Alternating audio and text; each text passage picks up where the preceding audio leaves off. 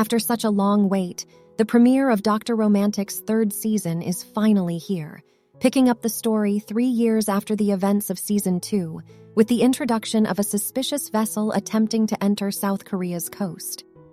Upon arriving at the boat, the Coast Guards discover several gunshot victims, as well as a North Korean woman and a young boy, who they rescue. The woman explains that her father was one of the men who had been shot and was severely bleeding. Despite the efforts of the naval doctor on board, the bleeding man couldn't be saved.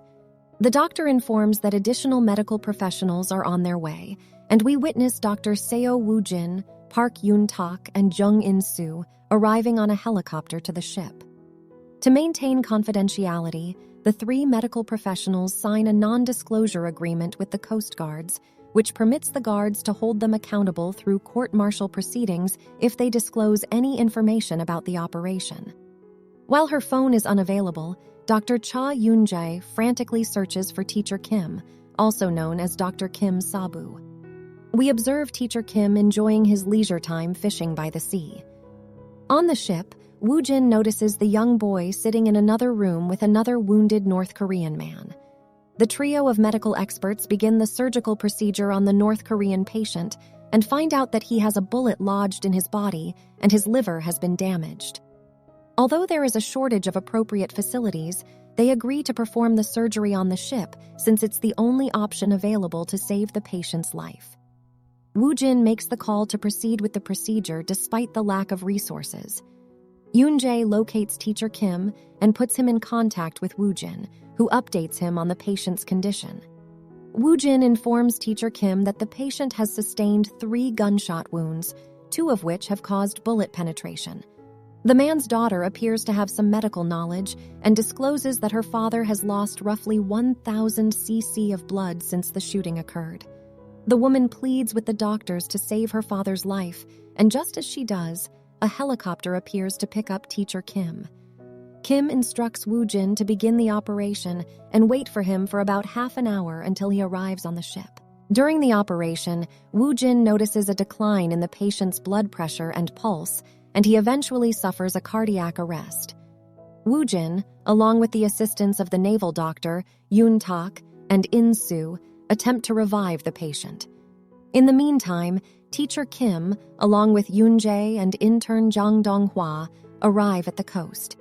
Teacher Kim discovers that the daughter of the North Korean patient had coughed up blood.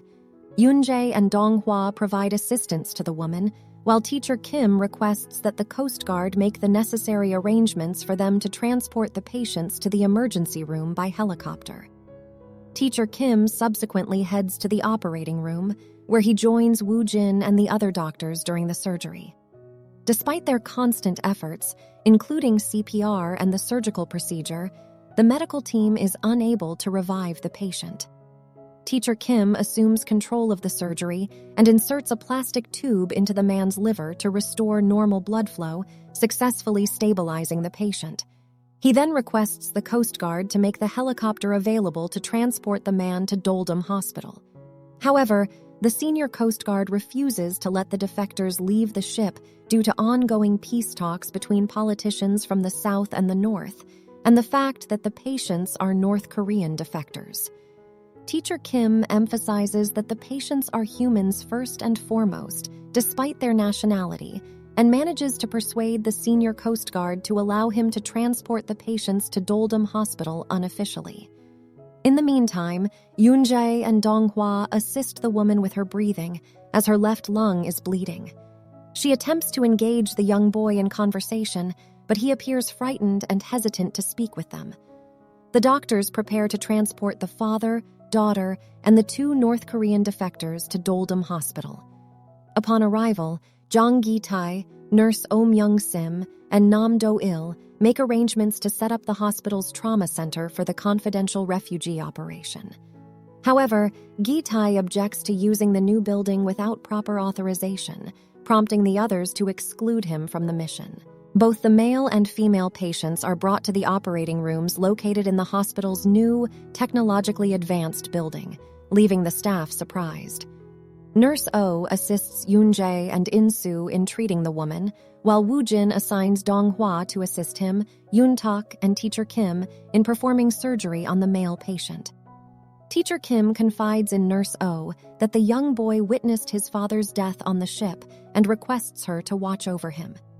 Just before the surgery, Dong-hwa abandons the team and leaves the hospital to return home. As a consequence, Teacher Kim, Woo-jin, Yoon-tak, and Do-il perform the surgery on their own. On the following day, Dr. Park Min-guk meets Dr. Cha Jin-man, an old classmate and competitor of Teacher Kim, and invites him to join the trauma center at Doldum Hospital as a cardiothoracic surgeon. Unaware that the new building is being used for the secret surgery of the North Korean refugees, Park takes Cha to visit it. Meanwhile, Yoon-tak urges Woo-jin to take a break after the successful surgery. While considering whether to text Dr. Yoon-ah Rayum, Woo-jin is interrupted by Yoon-jae, who inquires about his whereabouts and learns that he has gone home to rest. Nurse Ju inquires about the progress of the couple's relocation and also asks Yoon-tak about A. Rayum's well-being. She speculates about the possibility of Yoon-tak and A. Rayum's breakup. On the other hand, Aryum boards a flight with Dr. Bae Moon-jung.